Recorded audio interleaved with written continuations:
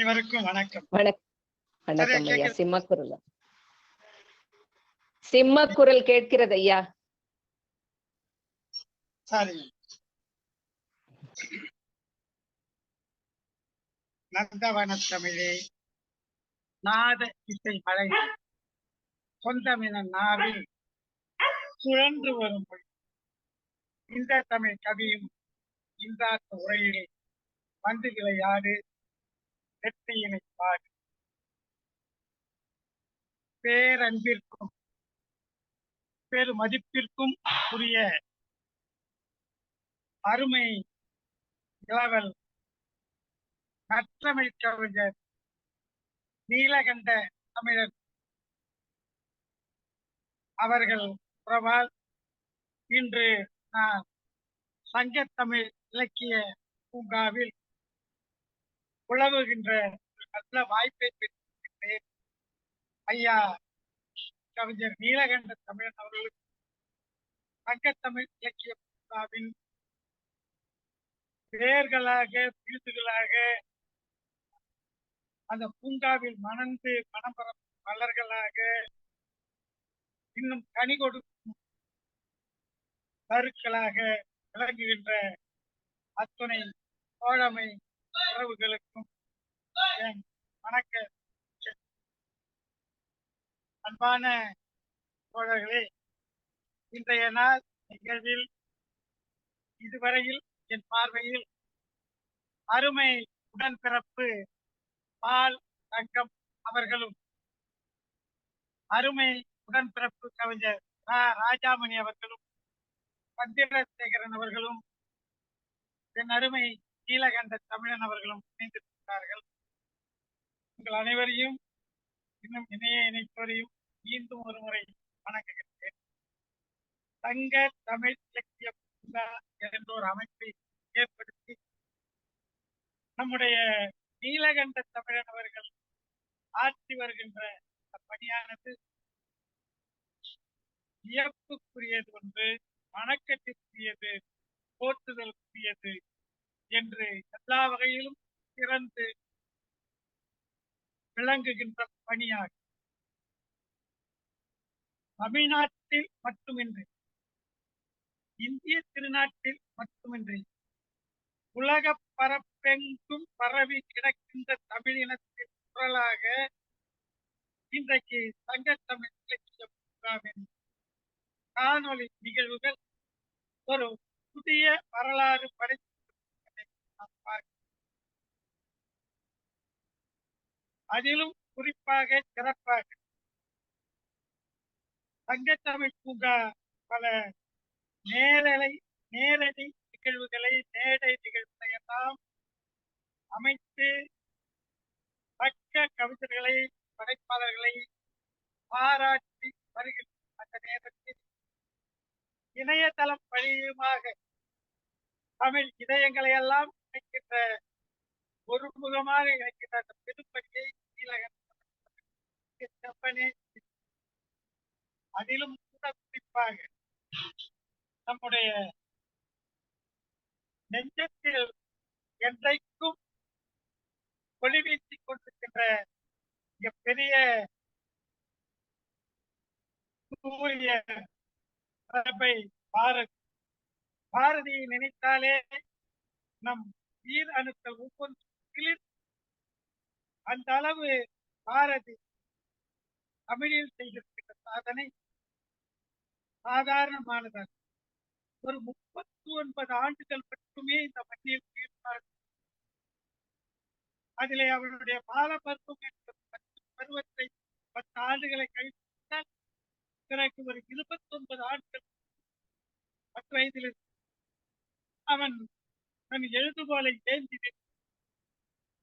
தமிழ் இதயங்கள் அத்தனையும் வெற்றி கொண்டது.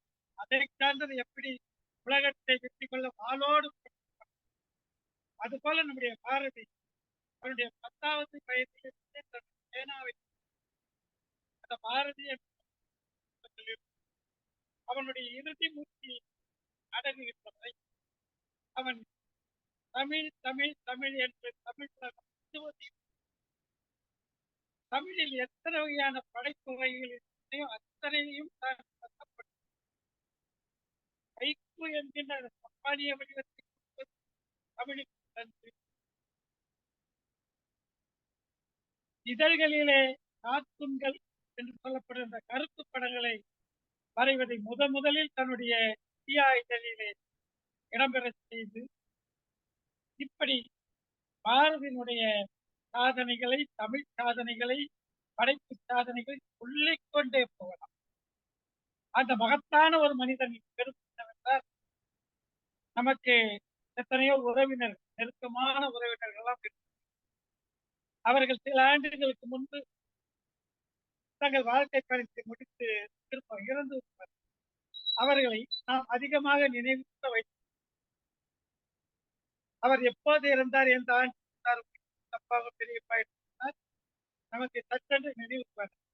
ஆனால் பாரதி என்ற அந்த மகத்தான மனிதன் இறந்து 100 ஆண்டுகள் கடந்த நம்முடைய நினைவிலே நின்று தன் எழுத்தால் நம்ம எல்லாம் ஆண்டு கொண்டிருக்கின்றார் என்றால் அவருடைய 100வது மறைவை நாம் நினைத்து பார்த்து நெஞ்சத்திலே அவரை போற்றிக் கொண்டிருக்கிறோம் என்றால் அவருடைய வீரியம் எத்தகையதாக இருக்கிறது என்பது நினைத்து பார்த்து நெஞ்ச வியப்பு.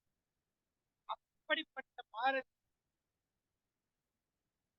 வயதானவர்களிடம் கொண்டு சென்ற இளம் பிஞ்சுகளிடம் வளர்ந்து வருகின்ற அந்த தமிழ் தலைமுறையிடம் கொண்டு சென்று சேர்க்கின்ற பெருமையை இந்த பாரதி உலக சாதனை நிகழ்ச்சியாக நம்முடைய நீலகண்ட தமிழன் அவரை எடுத்துக் கொண்டிருக்கின்றார். அவருக்கு உள்ளும் வகையெல்லாம் பல அன்பு தங்கைகளும் தம்பிகளும் உதவி கொண்டிருக்கின்றார்கள். உங்கள் அத்தனை பேருக்கும் மிக நெஞ்சார்ந்த நன்றியை படைத்து தலைப்புக்குள் நுழைவது முன் உங்களிடம் உரையாடி கொண்டிருக்கின்ற வெற்றி பொருள் என்னை பற்றி பலருக்கு தெரியாமல் கூட இருக்கலாம். அவர்களுக்கு ஒரு சின்ன நிறைய இருக்கிறது. ஒரு மணி நேரம் ஆனால் அப்படி இல்லாமல் சுருக்கமாக ஒரு செய்தி. என்னுடைய பெயர் ஜெயபிரகாஷ். அதை நல்ல தூய தமிழிலே வெற்றி பெறுவழி என்று துணை பெயராக நான் தமிழ்நாட்டை 5 முறை ஆட்சி செய்த தலைவர் கலைஞர் அவர்கள் அ ஆ என்று அகரம் படித்த பள்ளியில் ஒரு 16 ஆண்டுகள் ஆசிரியராக, ஒரு 12 ஆண்டுகள் தலைமை ஆசிரியராக பணி நிறைவு செய்தேன் என்பதை அவர் பிறந்த திருக்குவளை என்ற திருக்குவளை என்ற ஊரில் ஊராட்சி நான் அதனை நடுநிலைப்பட்டியாக தர முடியும்.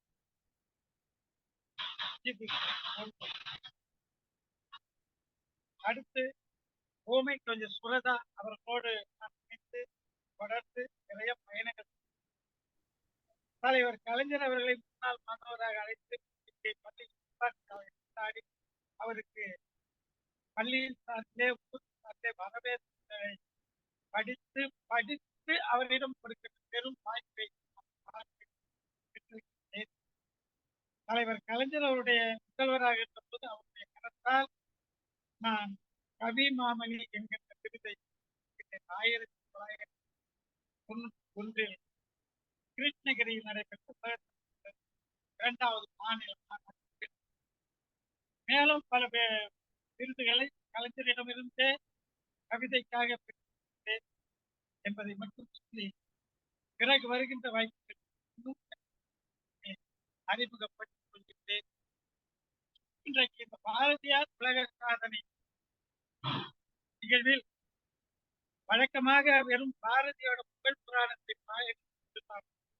நம்முடைய இளம் தலைமுறையினர் இன்னும் சில செய்திகள் தெரியாமல் இருப்பவர்களும் ஆனால் சில செய்திகளை பகிர்ந்து கொண்டால், பதிவு செய்தால் அது மிக பயனுள்ளதாக இருக்கும். வெறும் பொழுதுபோக்காக இல்லாமல் பொழுதை ஆக்குவதாக இருக்க வேண்டும். நாம் செலவு செய்கின்ற ஒரு கொடியும் என்கின்ற எண்ணமுடையவர். அந்த வகையில் பாரதியாரும் காந்தியடிகளும் இவர்கள் 2 பேருக்கு இடையில் எப்படிப்பட்ட ஒரு தொடர்பு இருந்தது என்பதை நான் இங்கே தொட்டு காட்டி செல்ல விரும்புகிறேன். அன்பானவர்களே, அண்ணல் காந்தியடிகளை பற்றி நம் அனைவருக்கும் அவருடைய வாழ்க்கை வரலாற்றை அத்தன் புரோ அவர்கள் திரைப்படமாக நமக்கு காட்டி, அதுபோல ஞானசேகரன் ஐஏஎஸ் அவர்கள் பாரதிய வாழ்க்கை வரலாற்றை திரைப்படமாக காட்டியிருக்கிறார். திரைகளிலே நாம் பாரதியை நாம் மகாத்மா காந்தி, அதற்கும் அப்பாலெல்லாம் மகாத்மா காந்திக்கும் பாரதிக்கும் எத்தகைய உறவு இருந்தது என்று பார்த்து போனால், எடுத்த எடுப்பிலேயே பாரதி காந்தி என்று சொல்லும் போது எல்லோரும் சொல்லக்கூடிய ஒன்று. அதை சொல்லாமல் அந்த உறவை நாம் கடந்து செல்ல, பாரதி காந்தியடிகளுக்கு இருக்கின்ற உறவை நாம் கடந்து செல்ல முடியாது. வாழ்க நீ அம்மா, வாழ்க நீ அம்மா, இந்த மையத்து நாட்டில் எல்லாம் தாழ்வுற்று வறுமை நீங்கி விடுதலை தவறி கெட்டு வாழ்வெற்று நின்ற நாமோர் பாரத தேசம் தன்னை வாழ்விக்க காந்தி மகாத்மா நீ வாழ்க வாழ்க என்று பாரதி அண்ணல் காந்தியாரை போட்டார். இது பாரதி பஞ்சகத்தம், அதாவது 5 பாடல் காந்தியடிகளை பற்றி பாரதி முதல் பாடல் இந்த பாடல். ஆக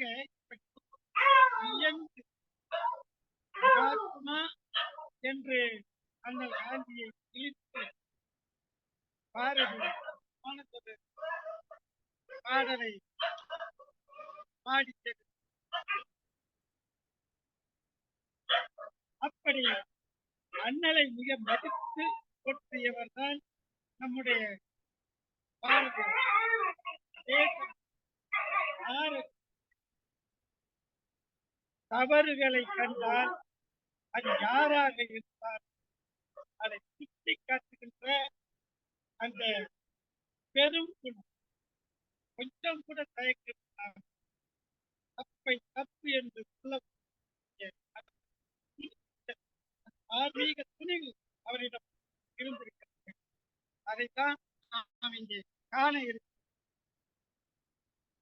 காந்தியடிகளை பற்றி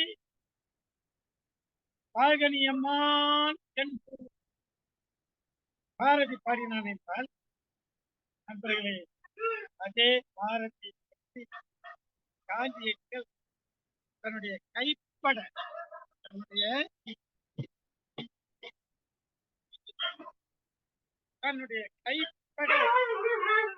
எழுதியிருக்கு. அதுவும் கூட இந்தியில் எழுதவில்லை, ஆங்கிலத்தில் எழுதவில்லை, தன்னுடைய தாய்மொழியான குஜராத்திலே தமிழிலே ஐக்கியவர்களும் ஆச்சாரியர்களும் பாரதி மணிமன் கற்ற தொடங்கிய போது பாரதிக்கு நினைவர் எழுத்த பாரதி ஞாபகார்த்த பிரயத்தனங்களுக்கு, பாரதி ஞாபகார்த்த பிரயத்தனங்களுக்கு ஆசீர்வாதம் என்று நாங்கள் காந்தியடிகள் எழுதி கீழே மோ மோ காந்தி என்று தமிழிலே கேட்கலாம். தமிழிலேயே ஐயப்பம் என்பது அந்த 2 மகாத்மாக்கள், நாட்டிலே மகாத்மா, தேசத்திலே இருவருக்கும் கிடைக்கும்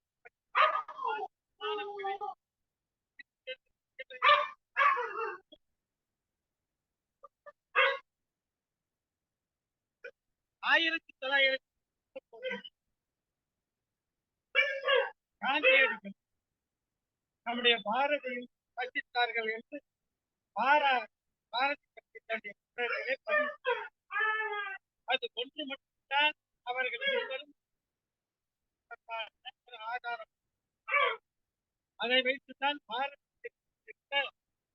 பாரதி காந்தியர்களை பார்ப்பதை காட்சியாக வைத்திருக்கிறார். பாரதி மிக வேகமாக உள்ளே சென்றார். வழியிலே காவலுக்கு ஆட்கள் வைப்பார். அவர்கள் தடுப்பார்கள். அவர்கள் தள்ளிவிட்டு நேராக பாரதி காந்தியடிகள் அருகிலே சென்று, காந்தியடிகள் நேற்று போன்றவர்களெல்லாம் திண்டிலே மன்றம் திண்டிலே தான் அந்த திண்டிலே காந்தியடிகள் பக்கத்திலே பாரதி அமர்ந்து கொண்டு, காந்தி, நான் இன்றைக்கு மாலை சென்னையில் திலகர் கட்டம் என்கின்ற கடற்கரையில் அது பின்னால் வீரணி இறக்கும் திலகர் கட்டத்திலே என்று நீங்கள் தலைமையேற்ற காந்தியடி ஒன்றுமே ஏதாவது ஒருவர் வந்து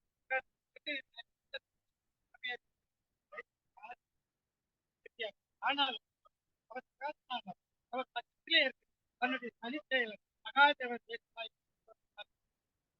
அதை குறிப்பிட்ட அந்த தனிச்செயலர் மகாதேவன் இன்றைக்கு மாலை உங்களுக்கு ஒரு நிமிடம், உங்களுடைய குரல் கேட்கவில்லை ஐயா. கொஞ்சம் அந்த ஒலி வாங்கியை அருகிலே வைத்துக் கொண்டு பேசுங்கள் ஐயா. விட்டு விட்டு கேட்கிறது, கொஞ்சம் அருகிலே வைத்துக் கொள்ளுங்க.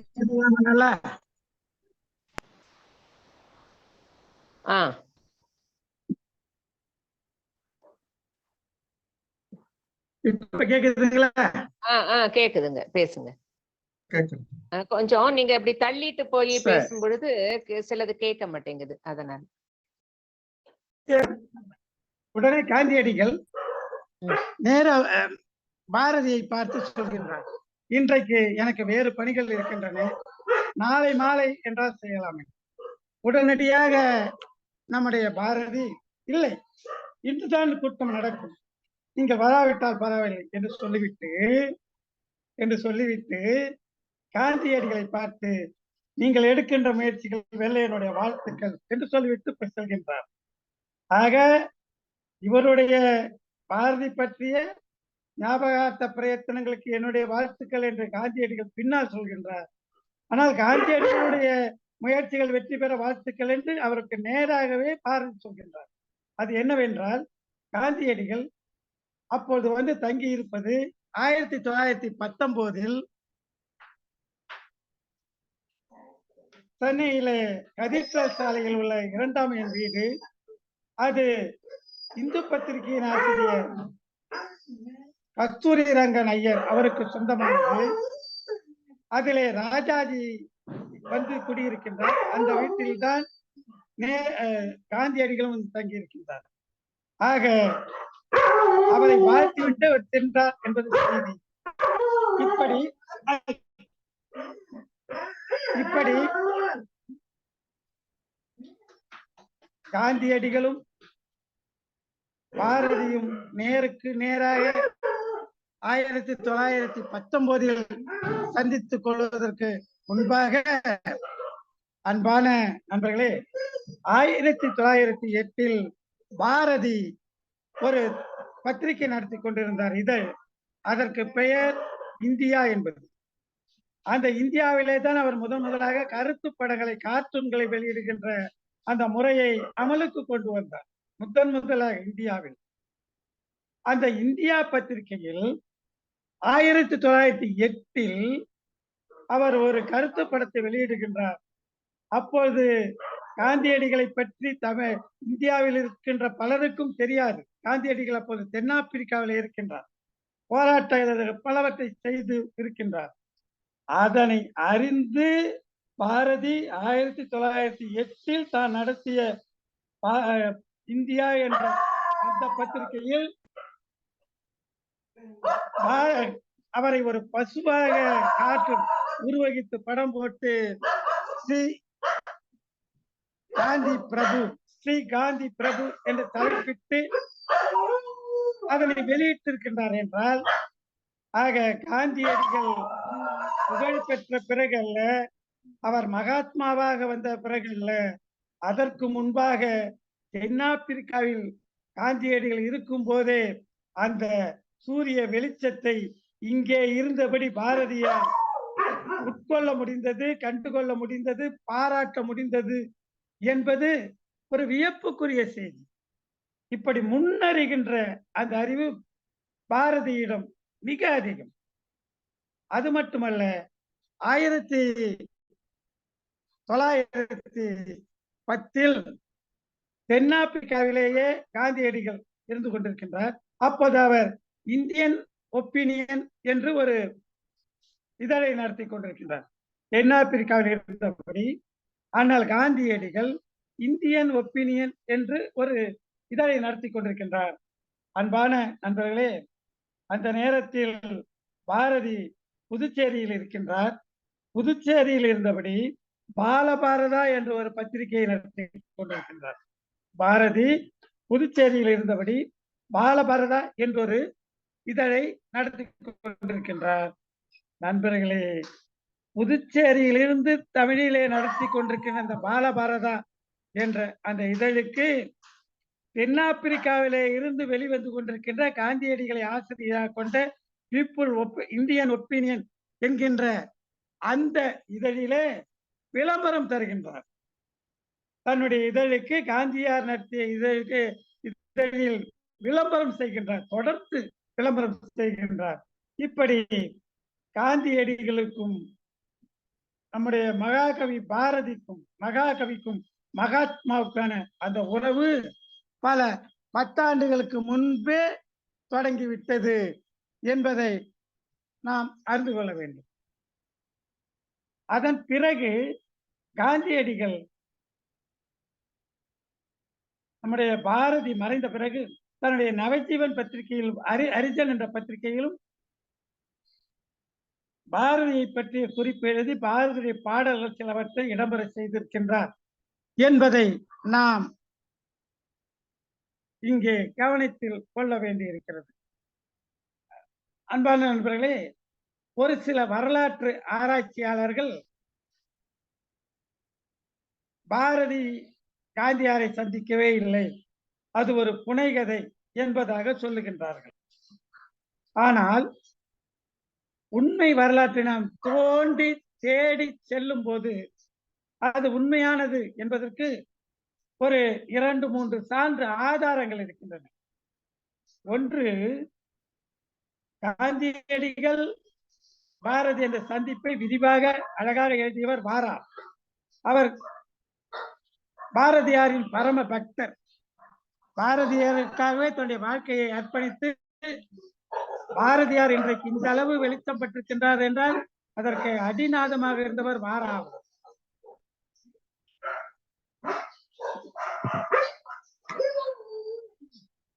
வாரா விரிவாக எழுதியிருக்கின்றார். அவர்தான் காவல் இருக்கின்றார், அவரை தள்ளிவிட்டு போய் தான் எழுதியிருக்கின்றார்.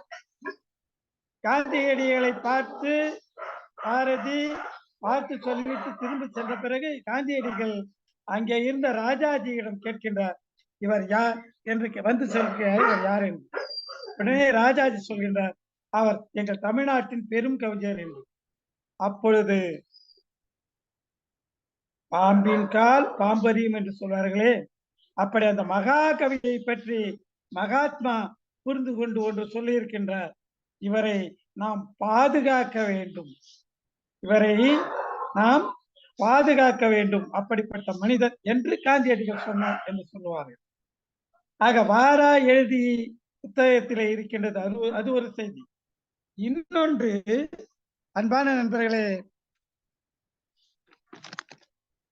ராஜாஜி அந்த சந்திப்பின் போது அங்கே உடன் இருந்தவர் ராஜாஜி. 1954 தினமணியில், இப்பொழுது தினமணி ஞாயிற்றுக்கிழமை தினமணி கதிர் என்று ஒரு இணைப்பு வருகிறது. ஆனால் ஒரு 30 ஆண்டுகளுக்கு முன்பு தினமணியோடு ஞாயிற்றுக்கிழமை தோறும் தினமணி சுடர் என்ற ஒரு 8 பக்க இணைப்பு வரும்.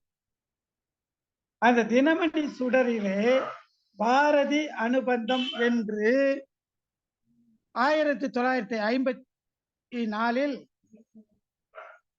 ராஜாஜி கட்டுரை எழுதுகின்றார்.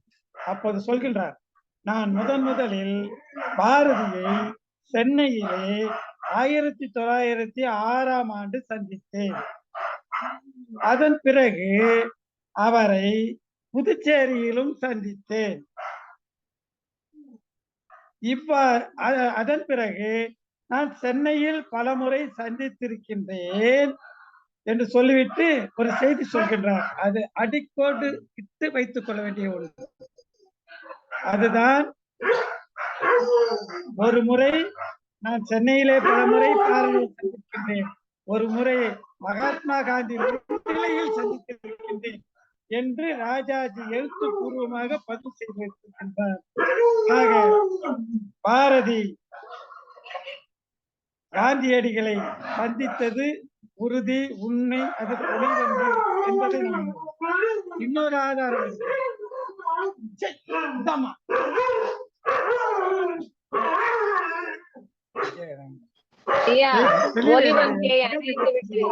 ஒலிவாங்கியை அணைத்து விட்டு ஒரு நிமிடம் அவர்களுக்கு கட்டளை இடுங்க. அமிர்தா என்று பிற மொழியிலே குறிப்பிடப்படுகிற 6ஆம் அமுதன் என்கின்ற ஒருவரை தான் உடன் அழைத்து சென்றிருக்கிறார். அரவிந்தர் ஆசிரமத்தின் பக்தரான 6ஆம் அமுதன் என்பவரை, அவருக்கு இன்னொரு பெயர் அமிர்தா, அவரை அழைத்து சென்றிருக்கின்றார். அந்த அமிர்தா சொல்கின்றார், காந்தியடிகளை சந்திக்க போகும்போது என்னிடம் பாரதி சொன்னார், நான் தெய்வ ஆக்ஞை பெற்று காந்தியை சந்திக்க செல்கின்றேன் என்று அவர் சொல்லி இருக்கின்றார். ஆக இத்தனை சான்றுகள் பாரதி காந்தியடிகளை சந்தித்தார் என்பதற்கு நமக்கு இருக்கின்றது. இன்னும் ஒரு செய்தி, அது பாரதி காந்தி தொடர்புடையது, ஆனால் இருவரும் சந்திக்கவில்லை. திருவிக அவர்கள் ஒரு குறிப்பு எழுதுகின்றார். சென்னையிலே காந்தியடிகள் தங்கி இருக்கின்றார். அவருடைய இல்லம் நோக்கி காந்தி பக்தர்கள் எல்லாம் ஒரு குறிப்பிட்ட இடத்திலிருந்து நவசக்தி பத்திரிகை காரியாலயத்திலிருந்து அவர்கள் ஊர்வலமாக செல்கின்றார்கள் காந்தியை சந்திக்க. அப்போது காந்தியின் புகழ் பாடி பஜனை பாடல்கள் பாடிக்கொண்டு பலரும் வருகின்றார்கள். அந்த பலரில் ஒருவராக காந்தியை பற்றி பாடல் பாடிக்கொண்டு வருவதில் நம்முடைய பாரதி ஒருவராக இருந்திருக்கின்றார். பாரதியை அந்த கூட்டத்திலே கண்டவுடன் திருவிக அவர்கள் மிக மகிழ்ந்து போய், பாரதி எழுதுவதில் மட்டுமல்ல, மிக அழகாக உரிய ராகத்திலே தன்னுடைய பாடல்களை பாடவும் கூடிய வரம் பெற்றவர். அவருடைய குரல் கணீர் என்று இருக்கும். அவருடைய குரலுக்கு மயங்காதவர்களே இருக்க மாட்டார்கள். பாரதியின் குரலுக்கு திருவிக அவர்களும் ஒரு அடிமை. எனவே பாரதியை பார்த்தவுடன் திருவிகாவுக்கு மிக மகிழ்ச்சி. அவர் பாரதியை பார்த்து, நீங்கள் பாடுங்கள் என்று சொல்கின்றார். பாரதி பெரும் குரல் எடுத்து பாடுகின்றார். அதை ஒரு தெய்வ நிலை. பாரதி பாடும்போது தன்னுடைய வசத்தை இழந்து, தன்னுடைய நினைவெல்லாம் இழந்து விட்டு அப்படியே அந்த பாடலாக மாறி உருகி பாடிக்கொண்டிருக்கின்றார்.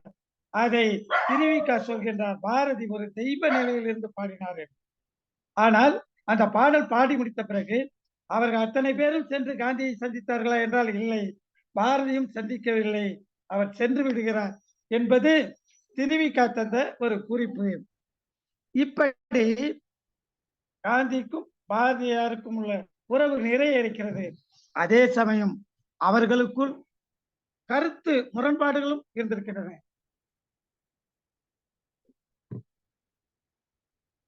காந்தியடிகள் சென்னையிலே கடற்கரையிலே ஒரு கூட்டத்திலே உரையாற்றுகின்றார்.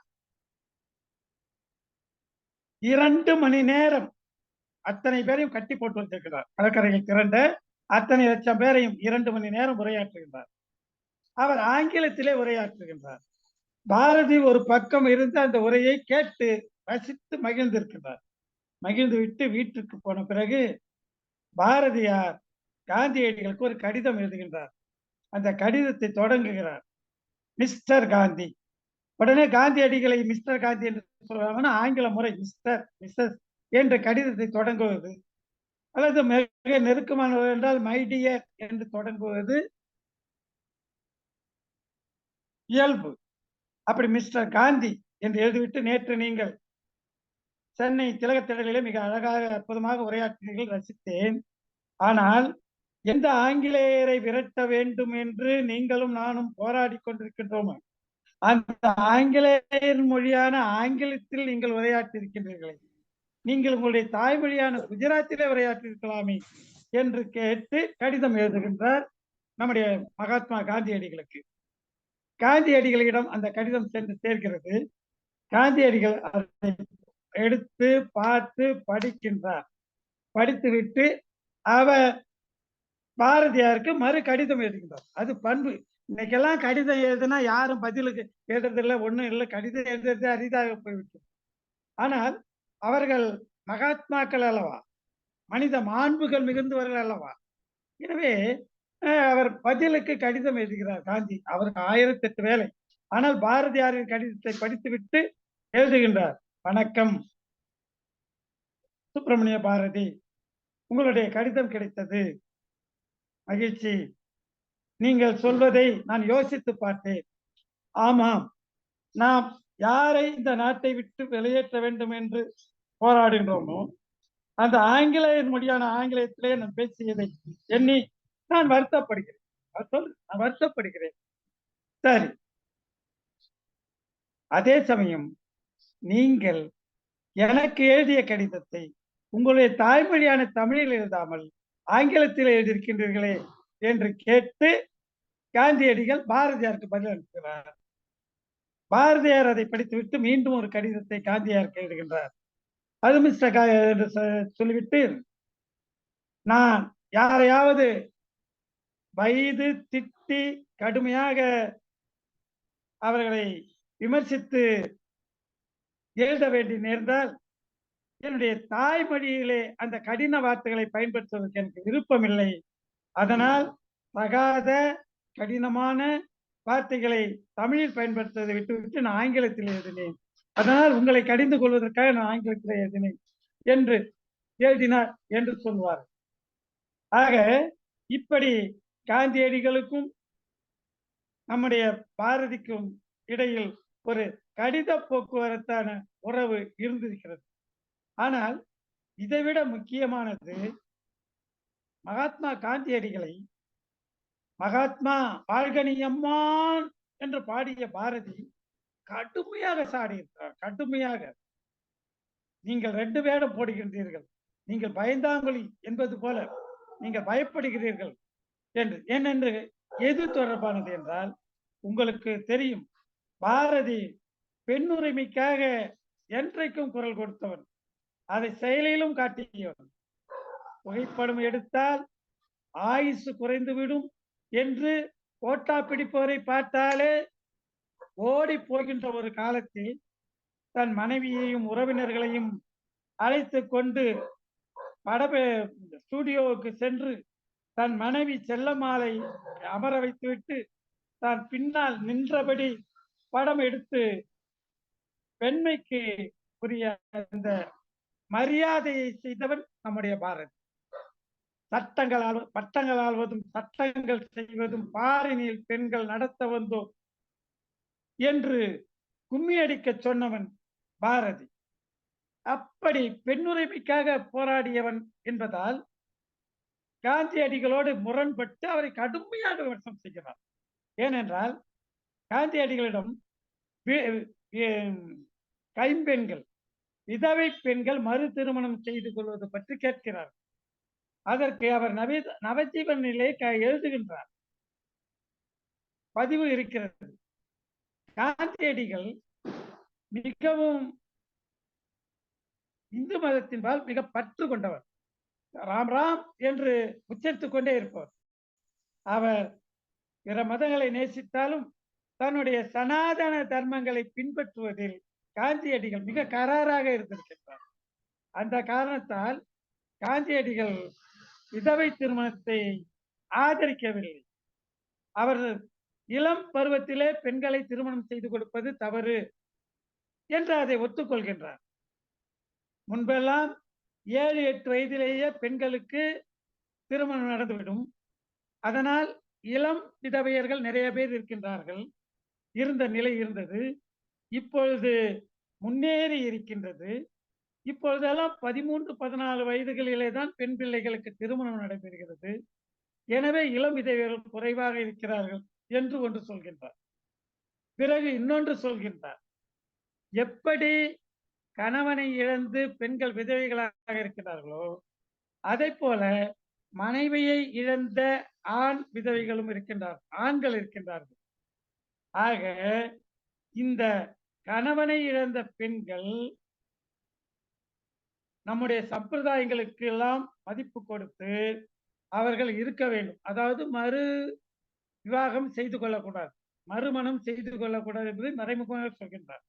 நம்முடைய முன்னோர்கள் கொடுத்து தந்த அவற்றின் விலையை மதித்து நாம் அவற்றை பாதுகாக்க வேண்டும் என்று எழுதுகின்றார் காந்தியடிகள். அப்படியே மறுமணம் செய்வதாக இருந்தால் அவர்கள் மனைவியை இழந்தவர் இருக்கின்றாரே, அப்படிப்பட்டவர்களை தேடி பிடித்து ஒரு மனைவியை இழந்தவர் கணவனை இழந்தவரை திருமணம் செய்து கொண்டால் ஓரளவு சரியாக இருக்கும் என்பது போல காந்தியடிகள் தன்னுடைய கருத்துக்களை வைக்கும் போது வாழ்கனியம்மான் என்று வாழ்த்தி பாடிய அதே மகாத்மா காந்தியை இப்படி எழுத உங்களுக்கு எப்படி மனசு வந்தது? நீர் மிகவும் துணிபற்றவர் என்பது போல கடுமையான வார்த்தைகளால் பாடுகின்றார். யாரை? தன்னுடைய குருவாகவே வாஞ்சிநாதன் ஆழ்துறையை சுட்டுக் கொன்ற காலத்தில் அதை ஏற்றுக்கொள்ள மாட்டேன் என்று சொன்னவர் பாரதி. அவர் ஆரம்பத்தில் திலகர் வழியிலே சென்றவர் தான். வ.உ.சி. போன்றவர்கள் திலகர் வழியிலே சென்றவர்கள் தான். கோகுல போன்றவர்கள் மிதவாதிகள் என்னும் போது திலகரும் திலகரை பின்பற்றியவர்களும் தீவிரவாதிகள் என்ற அடையாளம் காணப்பட்ட போது தமிழ்நாட்டில் திலகரின் பிரதிநிதியாக இருந்தவர்கள் நம்முடைய வ.உ. சிதம்பரனார், கப்பலோட்டிய தமிழர் வ.உ. சிதம்பரனாரும் நம்முடைய பாரதி போன்றவர்கள். ஆனால் பின்னால் பாரதி அதற்கு மாற்றாக வந்து உயிர் பலிகளால் விடுதலை என்பது சாத்தியமற்றது என்கின்ற ஒரு நிலைப்பாடை எடுக்கின்றார். எனவே அவர் அந்த காந்தியத்தை ஏற்றுக்கொண்டவராக, காந்திய வழியை திருப்புவராக நம்முடைய பாரதி இருக்கின்றார். இருந்தாலும் கூட இந்த விதவா விவாகத்தில் காந்தியடிகளுடைய நிலைப்பாட்டை மிக கடுமையாக விமர்சனம் செய்பவராக நம்முடைய பாரதி இருந்திருக்கின்றார். என்றால் பாரதி தான் கொண்ட கொள்கையில் மிக உறுதியாக இருந்திருக்கின்றார். அந்த கொள்கைக்கு எதிராக யார் வந்தால், எப்படி மகாபாரதத்திலே அர்ஜுனன் அவனுக்கு எதிராக அவனுடைய சித்தப்பா, பெரியப்பா, தாத்தா என்று வரிசை கட்டி வந்த போது பீஷ்ம தாத்தா அர்ஜுனனுக்கு, ஆக விதுரர் இப்படிப்பட்டவரெல்லாம் வந்த போதும் அவர்களை எதிர்த்து எப்படி நின்றானோ அதுபோல நம்முடைய பாரதி தான் ஏற்றுக்கொண்ட அந்த கொள்கைக்கு உண்மையாக இருந்திருக்கின்றார். அந்த கொள்கைக்கு எதிராக நிற்பது மகாத்மா காந்தியே என்றாலும் அவரை எதிர்த்து காண்டீபம் ஏந்துகின்ற அர்ஜுனனாக நம்முடைய பாரதி இருந்திருக்கின்றார். இப்படி இருவரையும் பற்றி சொல்வதற்கு நிறைய செய்திகள் இருக்கின்றன. காந்தியடிகள் 1919 வந்து கதித்த சாலையிலே 2ஆம் எண் இல்லத்திலே தங்கினார் என்றால் அவர் வந்தது ரவுலட் சட்டத்தை எதிர்த்து போராட்டம் நடத்துவதற்கு, ஆதரவை திரட்டுவதற்காக தமிழ்நாட்டுக்கு வந்திருந்தார். அந்த அவர் தங்கியிருந்த வீடு இன்றைக்கு இல்லை, இடிக்கப்பட்டு விட்டது. அந்த இடத்திலே சோழா செராட்டன் என்ற ஒரு 5 நட்சத்திர விடுதி இருந்தது. இன்று அதையும் இடிக்கப்பட்டு விட்டு சென்னை பார்க் என்கின்ற ஒரு 5 நட்சத்திர விடுதி இருக்கின்றது. அந்த விடுதி வாசலிலே ஒரு கல்வெட்டு இருக்கிறது. அன்பான நண்பர்களே, பலரும் கதீட்ரல் சாலை செல்பவர்களுக்கு அந்த கல்வெட்டை காண்பதில்லை. அது நம்முடைய கிருபலானி அவர்கள் 50களில் அந்த கல்வெட்டை திறந்து வைத்திருக்கின்றார். என்னவென்றால், இங்கே இருந்த வீட்டில்தான் ரவுலட் சட்டத்தை எதிர்த்து போராடுவதற்கு ஆதரவு திரட்ட காந்தியடிகள் வந்து தங்கி இருந்தார் என்ற செய்தி இருக்கிறது. அந்த செய்திக்கு பின்னால் தான் பாரதியும் காந்தியும் சந்தித்த இல்லமும் அது என்கின்ற அந்த செய்தியை உங்களுக்கு சொல்லி நிறைவாக ஒரு செய்தியை உங்களுக்கு சொல்ல விரும்புகின்றேன். காந்தியடிகள் பாரதி இவர்களுக்கு இடையில் இந்த அளவு உறவு இருந்தாலும் சில கேள்விகள் நமக்கு வருகின்றன. என்னவென்றால், நண்பர்களே, நம்முடைய மகாகவி பாரதி மறைவுற்றது 1921 தேதி 1921 ஆண்டு செப்டம்பர் 11 தேதி நள்ளிரவு 1:30 மணி. 1921 ஆண்டு செப்டம்பர் மாதம் 11ஆம் நாள் நள்ளிரவு 1:30 அதை சிலர் நள்ளிரவு 12 மணியை தாண்டி விட்டதால் நாம் 11ஆம் தேதி நினைவு தினம் கொண்டாடக்கூடாது, செப்டம்பர் 12 பிறந்து விட்டது, எனவே செப்டம்பர் 12ஐத்தான் பாரதி நினைவு நாளாக அனுசரிக்க வேண்டும் என்று சொல்லிக் கொண்டிருக்கின்றார்கள். அது இருக்கட்டும், நான் இப்போது அதற்குள் நுழைய விரும்பவில்லை. அந்த ஆய்வு வேறு சில நேரத்துக்கும் நான் சொல்ல வருவது என்னவென்றால், 1921 செப்டம்பர் 11 பாரதி மறைந்தார். நண்பர்களே, தமிழ்நாட்டிற்கு அதே 1921 அதே செப்டம்பர் மாதம் தமிழ்நாட்டிற்கு வருகின்றார், மதுரைக்கு செல்கின்றார். நன்றாக குறித்து வைத்துக் கொள்ளுங்கள். 1921 செப்டம்பர் 21 ஒரு வரலாற்று புகழ்பெற்ற செப்டம்பர் 22 1921 ஆண்டு செப்டம்பர் மாதம் 22ஆம் நாள் தமிழ்நாட்டின் வரலாற்றிலும் காந்தியின் வரலாற்றிலும் ஒரு மறக்க முடியாத மகத்தான நாள். அதுதான் மதுரையிலே காந்தியடிகள் அரையாடை உருட்ட தொடங்கிய நாள் 1921 செப்டம்பர் 22. ஆக பாரதி மறைந்த அடுத்த 10 நாள்களில் நம்முடைய காந்தியடிகள் மதுரையிலே இருக்கின்றார். ஆனால் பாரதியின் மறைவு பற்றியோ ஒரு இரங்கல் செய்தியோ அது குறிப்போ பாரதி பற்றி எந்த தகவலும் காந்தியிடமிருந்து நமக்கு கிடைக்கவில்லை. இந்த காலம் போல் மிக பரவலாக அவருடைய பிறப்பு இறப்பு போன்ற செய்திகள் பரவதற்கு வழிவகை இல்லாத காலம் அது. தகவல் தொடர்பு இன்றைக்கு போல் மிக விரிவாக இல்லை. இன்றைக்கு நொடி நேரத்திலே இன்று நான் பேசுவது உலகமெங்கும் பரவி கொண்டிருக்கின்றது. ஆனால் ஒரு மறைவு கூட அவ்வளவு எளிதில் பலரை சென்றடையவில்லை. அப்படிப்பட்ட ஒரு காலகட்டம்.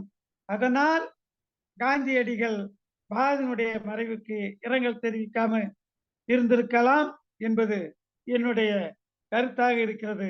ஆனால் மனதிலே பதிய வைத்துக் கொள்ளுங்கள், 1921 செப்டம்பர் 11ஆம் தேதி நள்ளிரவு பாரதி மறைகின்றான்.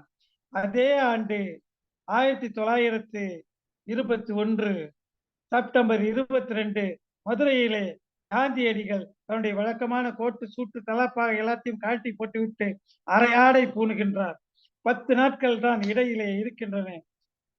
அந்த இருந்தும் அவர்களுக்கு இடையில் அந்த தகவல் தொடர்பானது இல்லாமல் போயிருக்கக்கூடும் என்பதை உங்கள் முன் வைத்து இந்த சில கருத்துக்களை நம்முடைய மகாகவி பாரதிக்கும் நம்முடைய மகாத்மா காந்தியடிகளுக்கும் இடையிலான இந்த உறவுகளை, செய்திகளை, நடப்புகளை பற்றி உங்களோடு பகிர்ந்து கொள்வதற்கு எனக்கு இனிய வாய்ப்பை தந்த என்னுடைய அன்பிற்குரிய, எனது நேசத்திற்குரிய, என் நெஞ்சுக்கு இனிய நேசர், அன்பு கவிஞர்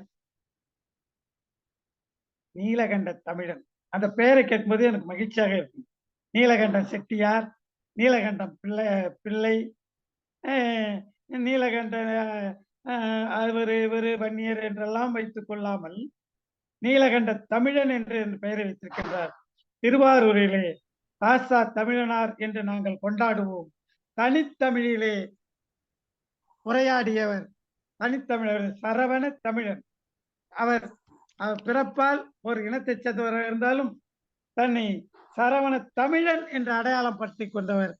அப்படி தன்னை தமிழனாக அடையாளப்படுத்தி கொண்டிருக்கின்ற தனிப்பெருந்தமிழர் என் இனிய தோழர் நீலகண்ட தமிழன் அவர்களுக்கு நெஞ்சார்ந்த நன்றியை தெரிவித்து இந்த நிகழ்வுகளை பங்கேற்று செவிமடுத்த உங்கள் அத்தனை பேருக்கும் என்னுடைய நன்றியர்களை பகிர்ந்து விடைபெறுகின்றேன். இன்னொரு வாய்ப்பில் வேறொரு தலைப்பில் நாம் சந்திப்போம். வாழ்க அண்ணல் காந்தியடிகள் புகழ். என்றென்றும் நிலைத்து நிற்க நம்முடைய மகாகவி பாரதி புகழ். நன்றி, வணக்கம். போய் வரவா?